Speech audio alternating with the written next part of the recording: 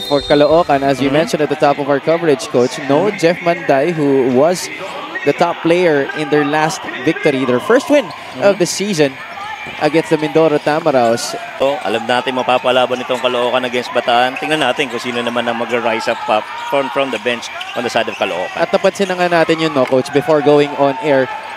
Players on the roster, on the active roster this afternoon for the so far this season, which is for me yung talagang pinaka-glaring para sa kanya is his free throw shooting. Agree. At lalo na panay ang poste niya, no? And or what have you. But definitely, underneath, napakalakas ng katawan nito si Capulong. And there, Prince Casin going all the way. That's a goaltend laban sa Bataan. So it's 4-1 right now. Jeff Santos makes it 4-3 with that layup inside. If you allow Bataan to get out of the gates with their fast-paced action, medyo mahirap to catch up, lalo na napakabilis nitong mga batang. Sazon had that ball tap from behind. Here comes the offense in the break for the Batangang Caloocan. Failing to finish. Flores knocks down that mid-range jumper. Yeah, one of the things that you like about Flores. Sazon, hesitation, pulls up, jumper no good. Tayong Tong skies for that rebound. Not really one of the best looking shots for Sazon. Could have moved that ball around.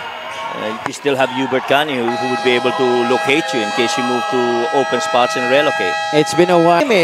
Coming from a stop, correct. They can go and then really boost the Jets right away. And here he is again. Robbie Darang beating everybody to the cup. Sunod-sunod yung practice nila. Yung Abra, after they lost to Pasay, that's the same thing that they did. Gabawan puts the ball on the deck. That's a tough shot.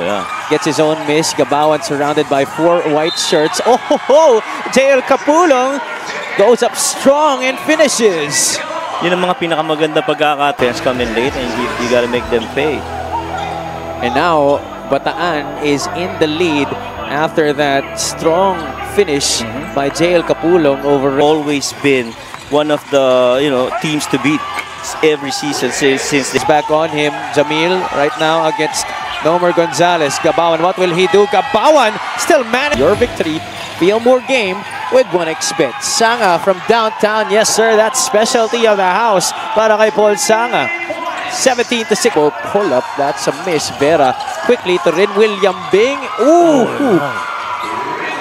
Pulls back. Libre si Cabanag. Cabanag for 3. Jammer knocks it. Lang gets it back. Robbie is doubled. Gives it up to Yambing. Give it up and find someone else to be creating. And a lot of guys missing free throws here in the first quarter. At maraming salamat nga pala sa pagkain, Coach.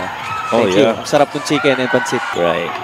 It's not all about putting the ball on the floor. Exactly. But here, Bonsubre decides to just one dribble. He gets to the drops. Paul Sanga to Bonsubre. Nice ball movement by Caloocan, ending up in the of the Pampanga Giant Lanterns in attendance here. Sino kaya sinusuportahan? Gani. Into the lane. Biglang walang dumepensa. Depensa, iniiwan ni Hubert. 7-2 in terms of turnovers. Chris Javier takes the jumper and makes it. And gets that ball tap from behind by Palencia. Javier.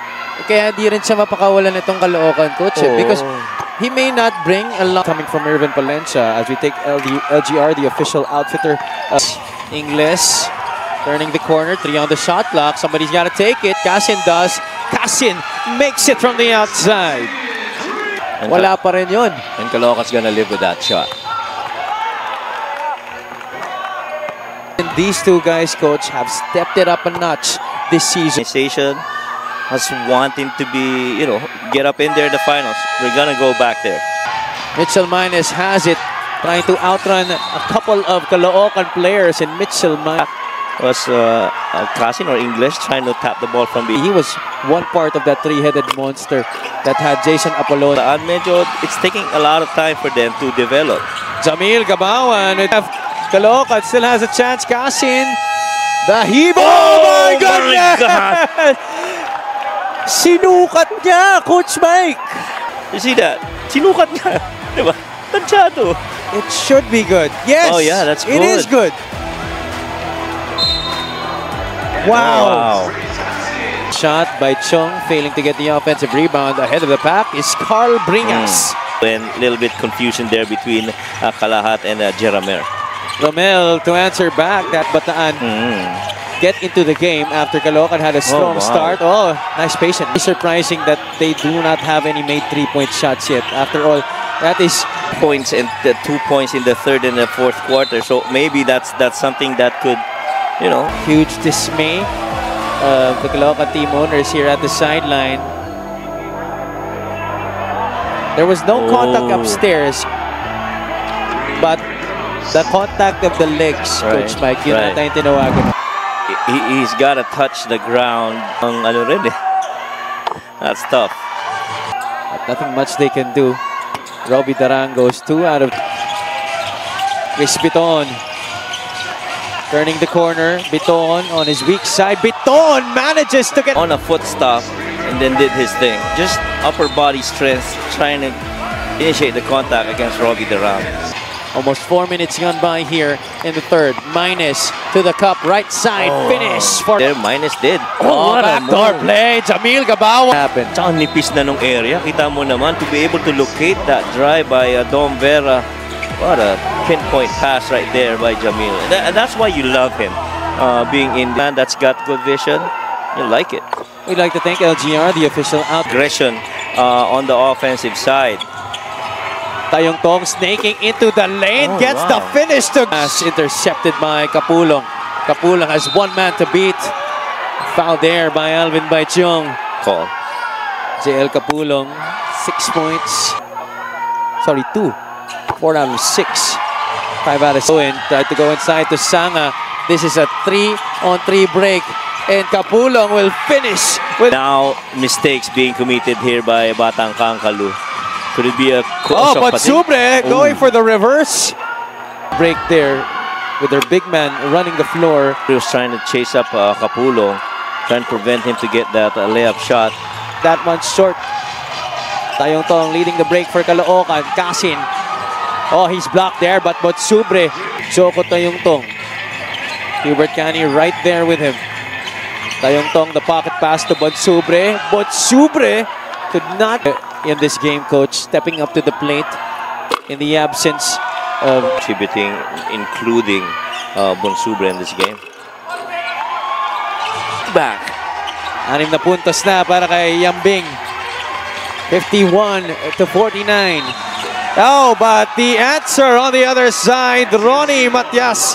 That one goal put back by Jamil Gabawan earlier, but ito ang response ni Ronnie Matias. Coach Cani gets bumped, kisses it off the glass. Biton gets it to the middle. Matias, push shot, that's good. Biton for 3, yes sir! 11 na ang lamang dito ng Caloocan. Tayong Tong, crossover to the right, pulls up. Jumper is pure from the perimeter. And they're loving it here. Ito Caloocan, Batang Kangkalu, Joko Tayong Tong. Lasers. They knocked down 8 in their last win. One more. Against Cebu. Paul Sanga adding insult to injury for Bataan. Darang speeding into their front court. He's hit there. And he was real quick to try and push that ball quickly down. Tamo yan yung misdirection. Dalawang misdirection na yun actually. Yung post up para kay Rio Cervantes. And yung zipper up ni Sanga on that exchange. Hopefully it's not the knee. Well, hopefully it's just a count. But there's a look of concern on his face there. And natin yung nangyari dito. Oh, it was Biton who hit him. Oh, yeah. Not Cervantes. 67-51. Biton. Extend 9-51. Ngayon pa talaga lumobo ito, Coach Mike. Yeah. And Rice, finally Rice is, I was going to say Rice has got to respond, and that's probably a good one.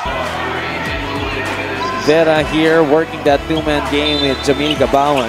Tayong Tong a little bit too far there here in the fourth quarter. Oh, Cervantes breaks away from the defense of Kapule by Biton, but the save goes to Gabawan. Vera blocked there by Tayong Tong. Fully for Bataan, that misses. Ramirez forward to Sazon. Ives able to get it over. Yes. Cervantes will go up against the defense of Jamil Gabawan, and he powers through Real Cervantes. At yun lang talaga gagawin ni Sir Wise. Face up, advantage siya dyan. Put the ball on the floor, create that contact. He's not gonna have enough to stop Real Cervantes in that situation. 3 now for the Bataan Risers. Oh, Biton, somehow, some way. But that's better rotation defensively by Bataan, and Robbie Darang lead here for Caloocan. Biton knocks down that jumper. Yeah, just a heady play by a point guard right there. Different look. Kanina, he caged the defense of Robbie Darang. Trouble here with the rock for Caloocan. Kalahat trying to get away from Mitchell Minus. Space to be able to prevent the defense from blocking his shot. Hubert Cani from downtown, breathing some life into Bataan. Ang inahabol dito ng Bataan. So far, the defended shots that really look good. Irvin Palencia has done his part on the defensive end, trying to stifle Robbie. Cani, another 3. He makes that one. Caloocan improves to 2-1, while Bataan falls to 1-3. Title sponsor of the MPBL, your choice, your victory. Fieldmore game with 1xBet. It was Prince Casin. Yeah. We've been talking about kung paano sinimula ng game na ito ng Batang Kaangkalo, pero kailangan rin pumuntos, and you know, Casin really was the guy that found those gaps and scored. 84-70 against a North Division foe in the Bataan Risers.